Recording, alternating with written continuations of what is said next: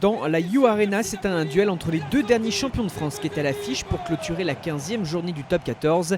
Le Racing 92 face à Clermont, les Franciliens peuvent reprendre la 3e place du championnat en cas de succès. Les Auvergnats ne veulent pas se faire distancer davantage de la course aux phases finales, eux qui occupent le 10e rang.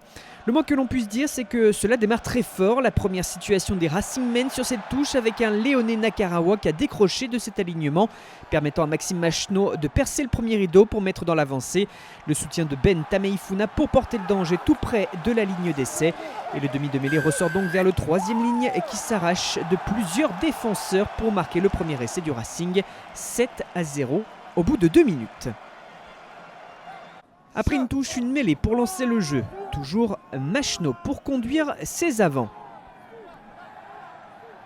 Après cette épreuve de force et ensuite servir Teddy Thomas en premier attaquant qui se fait reprendre à 1 mètre. L'on se réorganise après cette fixation et il a fait le choix d'optimiser les espaces. Bien que cette transmission ne soit pas ajustée, c'est cafouillé, finalement récupéré par Rémi Thalès qui percute son partenaire Virimi Vakatawa qui lui arrache le ballon pour s'en aller marquer en puissance le second essai, 14-0. Alors que l'on joue seulement depuis 10 minutes, c'est un premier vrai break. D'autant plus que la suite est davantage un duel de buteurs entre Machenaud et Laverne. L'ouvreur clermontois, auteur de ses premiers points en top 14, l'ASM en difficulté tout au long de cette première période. La faute aussi à l'absence de 17 joueurs sur blessure, ce qui explique la présence de nombreux espoirs sur la feuille de match.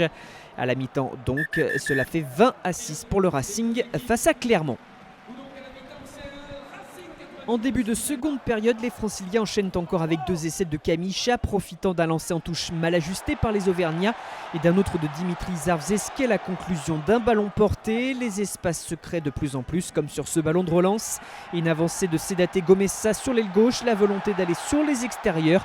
Une situation de surnombre et Teddy Thomas en bout de ligne qui résiste au retour de Pesseliato après le service de Louis Dupichot. Le Racing 92 s'envole, consolide déjà son bonus offensif et mène désormais 39-6 après ce 5e essai validé quand même après usage de la vidéo pour vérifier qu'il n'y a pas eu de passage en touche. Vient ensuite un moment important de ce duel dans la continuité du renvoi avec cette course de Virimi Vakatawa qui vient buter sur Samuel Ethéala. Un chaos terrible pour le jeune ailier clermontois tout juste 18 ans et qui fêtait son premier match chez les professionnels.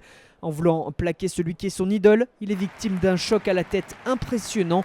Le match sera donc arrêté plusieurs minutes pour permettre les soins et évacuer le joueur sous les applaudissements.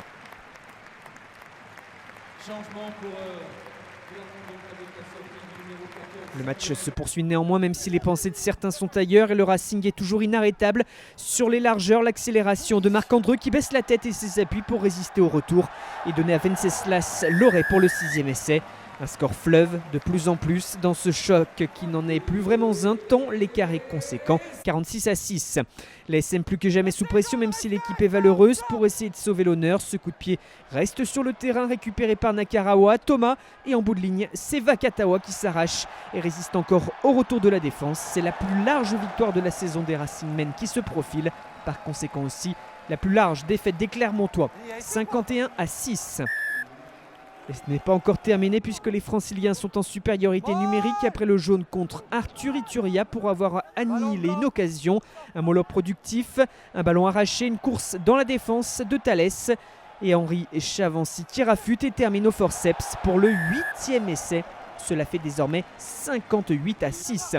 L'on continue à jouer après la sirène, mais le Racing 92 a fait la différence depuis bien longtemps. C'est une large victoire face à Clermont, avec le bonus offensif lui permettant de revenir à hauteur de La Rochelle à la 2e place, tandis que Clermont reste 10e du championnat, mais pensera surtout à Samuel Ethéala, victime d'un énorme chaos. 58-6, score final.